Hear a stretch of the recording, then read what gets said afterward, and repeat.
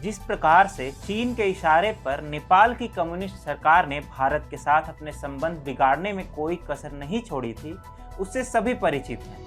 परंतु जब से शेर बहादुर देउबा नेपाल के प्रधानमंत्री हैं, स्थिति में एक सकारात्मक बदलाव आया है। हाल ही में कम्युनिस्ट छात्र संघों के भारत विरोधी प्रदर्शनों को देखते हुए नेपाल सरकार ने एक ऐतिहासिक निर्णय के अंतर्गत भारत विरोधी प्रदर्शनों को, विशेषकर पीएम मोदी विरोधी प्रदर्शनों को आपराधिक सिद्ध कर दिया है। नमस्कार, TFI पर आपका स्वागत है। मैं अभिनव आज आपको बताने जा रहा हूं कि कैसे नेपाल की राजनीतिक स्थिति में एक व्यापक बदलाव आया है और अब यह भारत विरोधी नहीं बल्कि भारत समर्थक हो चुका है। साथ ही यह भी बताऊंगा कि कैसे अब नेपाल में भारत विरोधी प्रदर्शन करने पर दंडात्मक कार्रवाई हो सकती है। जी हाँ, आपने ठीक सुना। अब नेपाल में पीएम मोदी के विरुद्ध प्रदर्शन करने पर आपको जेल की हवा खानी पड़ेगी। नेपाल के गृह मंत्रालय के दिशा निर्देशों के अनुसार जो भी भारत का विरोध करेगा या फिर पीएम मोदी के पुतले जलाएगा, वह सीधा जेल जाएगा।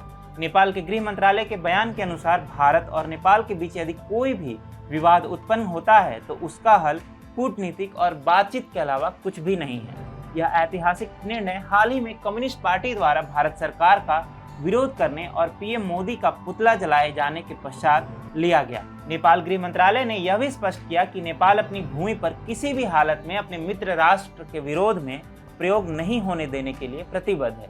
पड़ोसी देश के स्वाभिमान और सम्मान को आंच पहुंचे इस तरह की किसी भी हरकत को माफ नहीं किया जा सकता। यहाँ पर नेपाली प्रधानमंत्री शेर बहादुर देउबा के भारत समर्थक रुख की छाप स्पष्ट दिखाई देती है, जो किसी भी स्थिति में अपने देश को भारत के विरोध के लिए लॉन्च पैड में परिवर्तित नहीं होने देना चाहते हैं।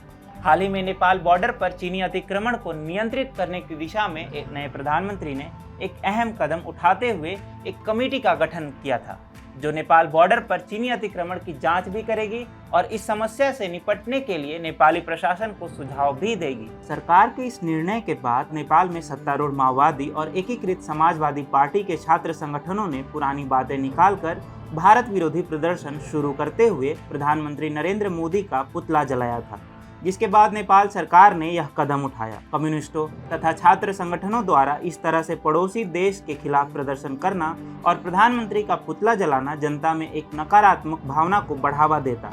इससे दोनों देशों के रिश्ते भी बिगड़ सकते हैं और शेर बहादुर देउबा इस बात को अच्छी तरह से समझते हैं। नए प्रधानमंत्री शेर बहादुर देउबा पूर्ववर्ती प्रधानमंत्रियों की भांति न तो भारत विरोधी हैं और न ही चीन की जी हुजूरी करने में विश्वास रखते हैं। वह न केवल एक प्रखर राष्ट्रवादी नेता हैं अपितु एक हिंदूवादी नेता भी हैं।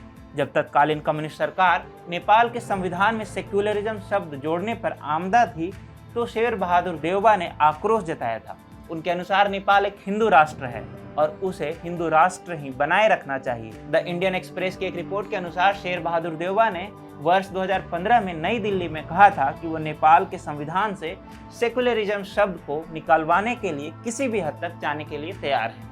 पहले चीनी अतिक्रमण पर बॉर्डर कमेटी का गठन करना और फिर भारत विरोधी प्रदर्शनों को आपराधिक घोषित करके शेर बहादुर देउबा ने स्पष्ट कर दिया है कि उनके लिए नेपाल के साथ साथ भारत हित भी बहुत महत्वपूर्ण है। एक अच्छे पड़ोसी होने के नाते उनका सर्वप्रथम कर्तव्य यही है कि वह अपने भूमि पे किसी भी ऐसे तत्व को ना पनपने दें जो आगे चलकर अपने पड़ोसियों और स्वयं के लिए हानिकारक हो। और वर्तमान निर्णय के माध्यम से पीएम देउबा ने इसी दिशा में एक सार्थक प्रयास किया है।